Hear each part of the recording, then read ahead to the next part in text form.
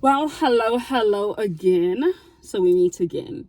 Thank you so much for coming back. If you are new to this channel, welcome. Please do subscribe, like, comment, and share. If you are a regular that is coming back, like, comment, and share. You already know what it is. I'm actually just realizing I did not introduce myself in the previous video. You already know who it is. You already know it's your favorite discourse diva. And yes, let's get into it. I want us today to actually really speak about the downside of pretty privilege, especially amongst light-skinned women, because I came across this creator that was asking that, why can't they actually tell women that are not attractive that they are ugly, but they pretty women, that is, they're able to actually tell them that they are not smart and they have empty brains and blah blah blah blah, which was really funny because people telling you that you're not smart has nothing to do with your attractiveness. Like, nothing. Women that are not even considered attractive according to society are told when they are not smart, because no one even sees them as humans. So they are definitely told that not only are you ugly, you also happen to not, be all the way up there. And it's easier because when you are pretty, or like society views you as someone that is gorgeous, then you have a bit of humanity that people can actually see in you. But like, when people think that you're ugly, they don't even see you as human, right? And it's so interesting. This was coming from a creator that actually went on a podcast, and men literally dogpiled on her because whenever women speak about their standards, you know how it is. You know how men are. They really start foaming in the mouth and back. So people are like, oh, you're not even that pretty, you're just light skinned, blah blah. It was men that were saying that, but she was able, after everything went down and women were on her side, she came back on the internet and shoved women under the bus. And it made me think of something else. I remember Uzianda making a TikTok regarding how light-skinned women never actually engage in discourse, because it discourse by virtue of you actually really going back and forth, and actually really analyzing a lot of things, it is seen something as masculine. And because they don't want to actually really, be seen as masculine, they constantly want to maintain their femininity. They are not going to engage in discourse. And this is even for those that actually do have the range to be to be engaging in discourse. A lot of people tagged me on that video, and I think maybe they thought I was going to be against it, but I was for it. And I knew this even from some women that follow me, right? Some women that follow me, I'm shocked. I'm like, wait, you are into such discourse? That's interesting, because she's light skinned and you would never see her engaging on anything. The only engagement will be the engagement here. That's it. No engagement on anything. So when she said, I was like, oh, I know this. She's absolutely correct, right? Cool. Then I think it was like a day or two later, I had to actually come back and actually make a video because people were dogpiling on her. Okay? The light-skinned discourse divas were also, taking this personal, which was really interesting to me because, like, if it doesn't apply, let it fly. What does this have to do with you? If you are a discourse diva that is light-skinned, then she's not speaking about you, right? And it really snowballed into really something huge. And whenever we speak about such things and in a preference, people never want to actually interrogate why they have preferences like that. People never want to interrogate. If it's mine, it has to be from a good place, because I don't mean bad. You might not mean bad, but it could still be bad, right? Anywho's, that's neither here nor there. It just made me think of that. However, another thing that I've noticed is a lot of women, especially light-skinned, attractive women, really want to suffer from, the downside of pretty privilege. And it's really funny because there is a woman that we are currently seeing that is suffering from pretty privilege, and you wouldn't even last a day in her shoes. Not a day in her shoes. And that's only one woman, especially, well, I would say in the world, but especially up in South Africa, and that's Mihlali Ndamase. You guys wouldn't survive a day in that woman's life. A day. And this is not to say that she is a perfect human being that has never done bad to people and that does. No. But I'm speaking on the fact that people are not even seeing her as human anymore. They see her as like ideology, like kind of abstract. They don't actually see that we are really dogpiling on a woman that is just trying to actually, live her life.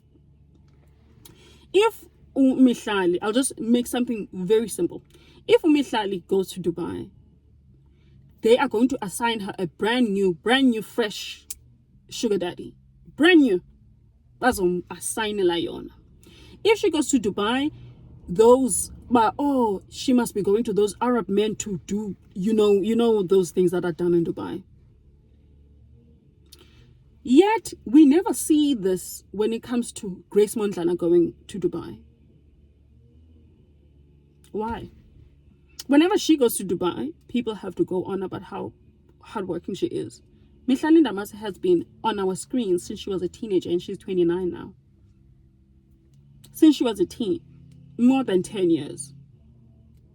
And she has worked and been paid in foreign currencies. She has been flown from here in Africa, America, Europe, all of it. Oh, she's done it all. She's done it all at a very young age too. She was able to take herself from Izindabezenza, from Ezi campaigns, and this and this and that.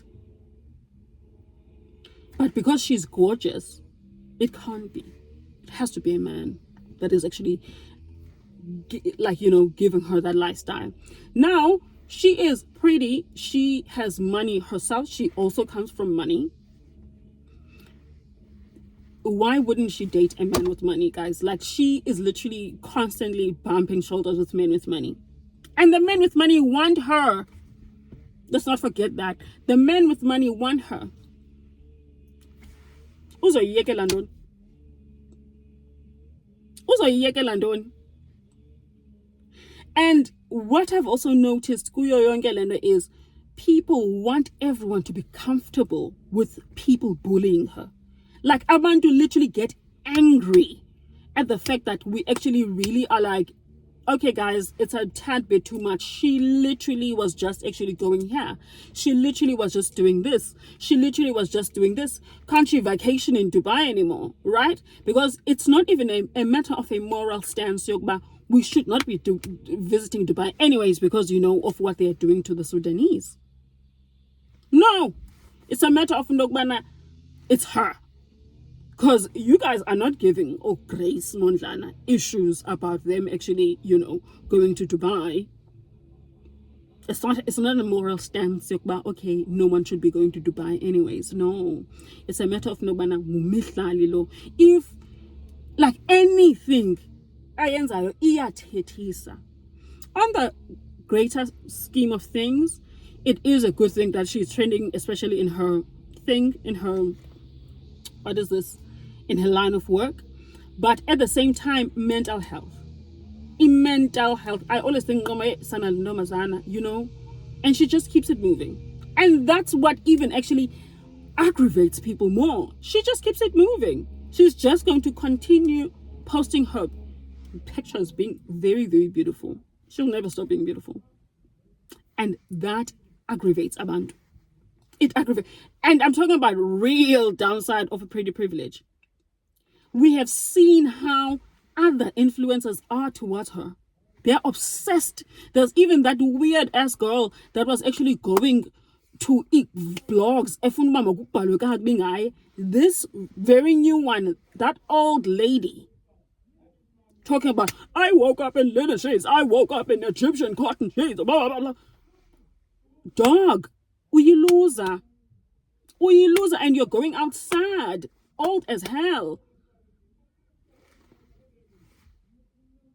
And I can tell you, that is a soccer player.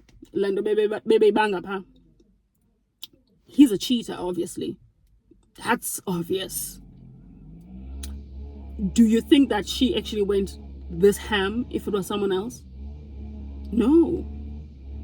Landabazana is really living a downside of a privilege, and you guys wouldn't even survive, and you want it so bad. You guys want it so bad. Have you seen how people are when actually we do actually speak out for Mihlali? They call us all sorts of names, slurs for sex workers. They call us, oh, the reason why you probably nimthethelela is because you guys are probably also doing the same thing. Niyathengisa, nilala amadoda atshatileyo, da.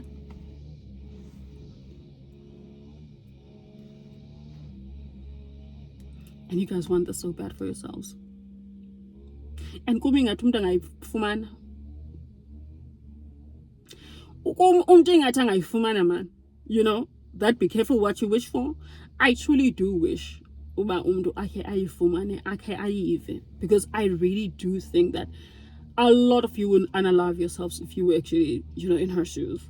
You would unalive yourself. And you know, when it gets to that, one day you will actually get a horrifying notification that, you know, this woman has landed in hospital because she actually tried, you know, to take her own life. And abantu are going to then write think pieces as about mental health. Mind you, they were dogpiling. They too were part of the problem. Because when you look at even else, you know, that actually have people like